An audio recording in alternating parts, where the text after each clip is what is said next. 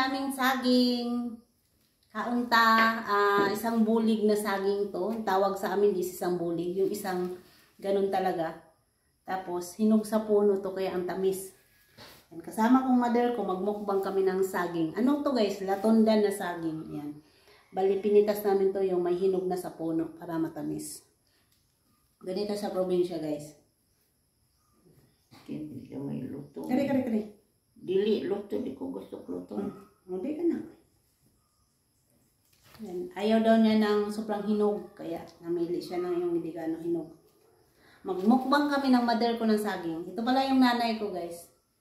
Si Nanay Rosa. Tamis kayo.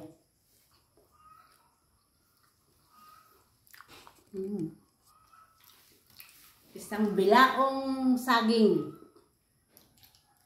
Sa probinsya guys, basta magsipag ka lang magtanim ng saging. May maaani ka talaga.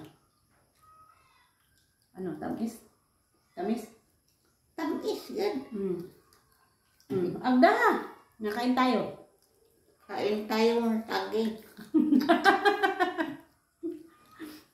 Kami ang dalawa dito.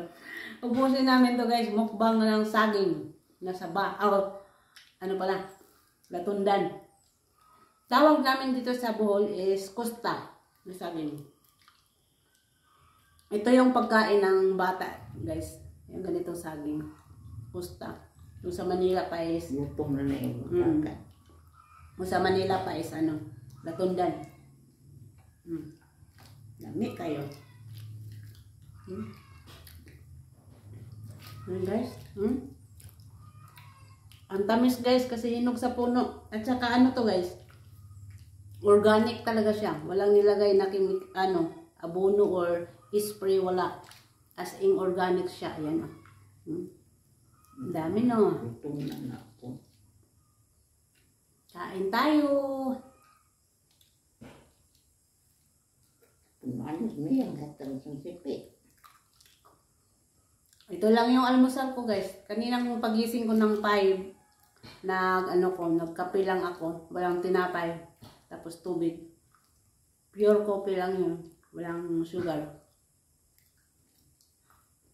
Mamaya naman guys, ang imukbang ko naman yung papaya. Ang dami nun. Pinitas namin sa likod ng bahay. Yung isang puno ng papaya guys, ano yun? Yung dala ko pa na buto galing galing Manila, yung matamis na tinanim ko dun sa Manila na papaya. Nagdala ako ng buto dito. Ang dami yung sinabog dun sa likod. Ginanon ko lang sa lupa para kusa lang siya tutubo. Isa lang yung tumubo at namunga na at matamis.